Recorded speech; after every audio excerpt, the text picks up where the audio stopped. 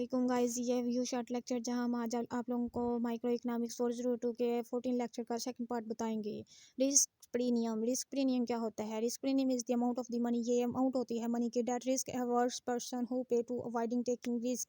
वो पर्सन जो एक रिस्क लेने से अवॉइड कर रहा होता है, ये वो मनी होती है। जैसे कि प्रीमियम इंश्योरेंस के लिए करवाई जाती है।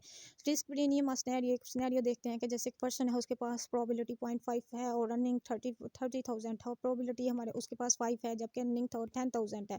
एक्सेप्टेड इनकम कितनी है? 20,000 है जी। अगर accepted utility of this goods की देखें तो हमारे पास क्या आ जाएगा? यूटिलिटी हम देखते हैं एक्सेप्टेड, तो हमारे पास 0.5 18 और 0.5 10, तो हमारे पास ये 14 आ जाता है। क्वेश्चन हो वुड ये पर्सन पे टू अवॉइड रिस्क, कैसे वो बनता है कि वो रिस्क लेने से रिस्क ना ले, अवॉइड करे रिस्क को। तो देखते हैं जी हम प्रीमियम रिस्क में हाउ कैसे हेयर कैसे the risk premium is the 40,000, जो रिस्क है वो 4,000 पे चला जाता है, because the certain income is the 16,000, जबकि हमारे पास जो सर्टेन इनकम थी वो 16,000 हो गई। और give the person same accepted utility of the certain income has the accepted value of the 20,000। और जो बंदा है वो अपनी एक्सेप्टेड वैल्यू, उसकी यूटिलिटी वही है उसकी सर्टेन इनकम पे, जबकि उसकी एक्सेप्टेड वैल्यू जो थी वो 20,000 थी। इसमें देखा जाएगी कि अगर हमारे पास इनकम डॉलर में है और रिस्क प्रीमियम यूटिलिटी की सूरत में है, तो रिस्क प्रीमियम देखा जाएगा। 10 पे 10 आ गया, 16 पे 14 आ गया, जबकि 20 पे भी 14 आ गया, ठीक है। पॉइंट एफ आ गया, जबकि हमारे पास 30 पॉइंट पे हमारे पास 18 आ गया, जबकि जब 40 पे चला जाता है तो 20 चला जाता है। इसमें क्या हुआ, उन्होंने रिस्क ले लिया, और जो रिस्क प्रीमियम था वो हमारे पास 20 से 16, ये जो 20 से 16 एक ही चीज़ पे 16,000 से 20,000 तक का जो रिस्क आया दरमियान में 14 यूटिलिटी पे, ठीक, वो हमारे पास रिस्क प्रीमियम कहला गया। ठीक, ये जो गैप है हमारे पास सी एफ का, ये हमारे पास रिस्क प्रीमियम कहलाता है। रिस्क अर्वियन एंड इनकम, रिस्क का जो अर्वियंस होता है और इसकी इनकम होती है, इसको देखा जाता है। वेरिएबिलिटी इज पोटेंशियल पे of risk between the premium increase the risk premium, जो वेरिएबिलिटी होती है ये हमारे पास पोटेंशियल पे ऑफ होता है, इसमें इंक्रीज किया जाता है रिस्क के प्रीमियम्स को। ठीक, अगर हम एग्जांपल देखें, एक जॉब है जिसकी प्रोबेबिलिटी है, ये बार बार एक ही एग्जांपल चलिएगा, इस चीज़ को आप लोग थोड़ा सा ध्यान से देखिएगा। A job has the 0.5 probability और पे होंगे, अगर उसकी प्रोबेबिलिटी 5 और उसको कहा जा रहा है कि आपको 40,000 पे किया जाएगा 20 यूटिलिटी पे, और उसकी चांसेस हैं कि उसकी जो पेइंग होगी मे बी 0 हो जाए, ठीक, और यूटिलिटी भी 0 हो जाए। एक्सेप्टेड इनकम इज दिस, जो हमारे उसकी एक्सेप्टेड इनकम थी वो 20,000 थी, लेकिन एक्सेप्टेड यूटिलिटी उसकी वो 10 से 20 पे आ जाती, 20 से 10 पे आ जाती है, फॉल कर जाती है। एक्सेप्टेड यूटिलिटी अभी क्या हो गई?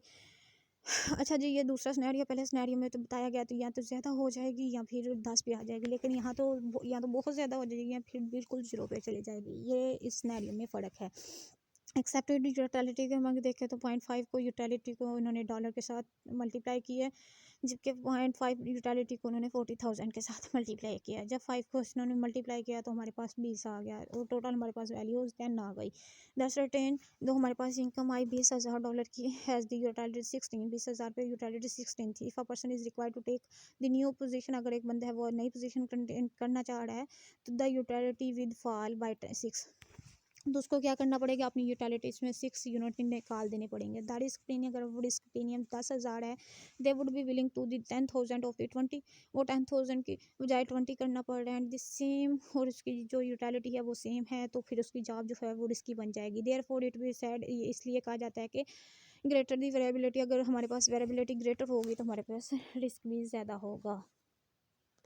इंडिफरेंस कव, अगर हम इंडिफरेंस कव की बात करें, indifference curve are the combination of accepted income, हमारे पास जो कॉम्बिनेशन होता है इसमें एक्सेप्टेड इनकम होता है और स्टैंडर्ड डेविएशन होता है ऑफ इनकम का। That is yield same utility, जिसमें हमारे पास जो यील्ड होती है उसकी सेम यूटिलिटी होती है।